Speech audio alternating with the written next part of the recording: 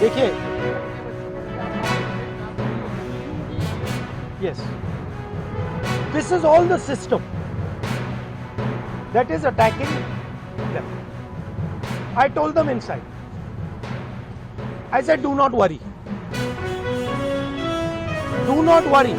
No amount of strength. The entire Indian government, every single person in the Indian government cannot move you from there. So, जितना करना है वो करें. बंद करना है बंद करो, धमकाना है धमकाओ, कुछ करना है करो. हम नहीं हटने वाले हैं. ये नहीं हटने वाले हैं. ये हिंदुस्तान के फ्यूचर हैं. इनको देख लो अच्छी तरह. इससे कोई नहीं लड़ सकता. Narendra Modi is India's past. The past can never fight the future. Thank you. Thank you. Get well.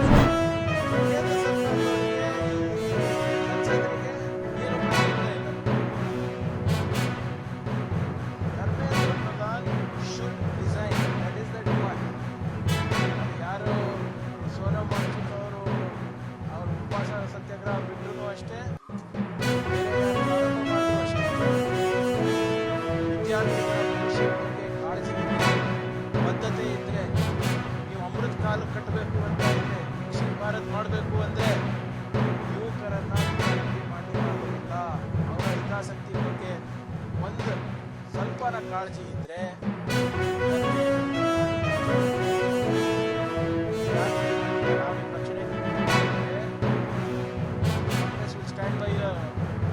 ಹೆದರ್ಕೋಬೇಡಿ, ರಾಜೀನಾಮೆ ಪಡೀರಿ.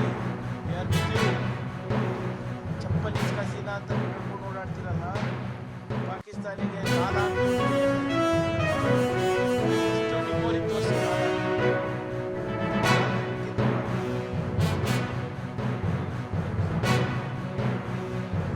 ಬಿಜೆಪಿ ಕರ್ನಾಟಕದಲ್ಲಿ ನಮಗೆ ಟೋಲ್ ಮುಗಿಸ್ತದೆ ಅಂತ ಹೇಳ್ತಾರೆ. ಅಲ್ಲಿ ಅವ್ರು ಬಂದರೆ ಅವ್ರ ಪ್ರಧಾನಮಂತ್ರಿ ಟೋಲ್ ಮಾಡ್ತಾ ಇದ್ದಾರೆ.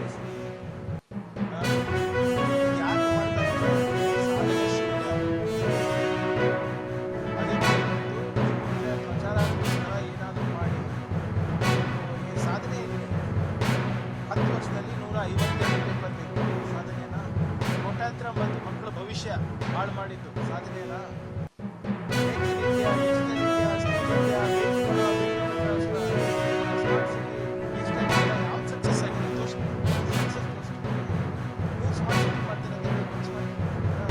ದಯವಿಟ್ಟು ರೀಲ್ಸ್ ಮಾಡಿ, ಆದರೆ ಬೇರೆ ಯಾವುದೋ ಒಂದು ಅಮೆರಿಕಾದು ಅದ್ರದ್ದು ರೀಲ್ಸ್ ಅಲ್ಲ, ಬೇರೆ ದೇಶದ ತೋರಿಸೋದಲ್ಲ.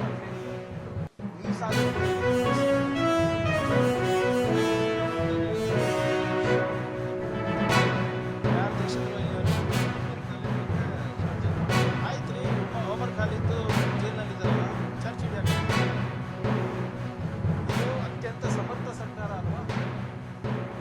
ನಮಗೆ ಸ್ವಾತಂತ್ರ್ಯ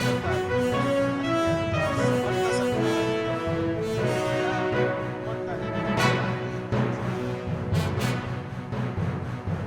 ಬೇರೆಯವರಿಗೆ ಯಾಕೆ ಶಿಕ್ಷೆ ಆಗಿಲ್ಲ?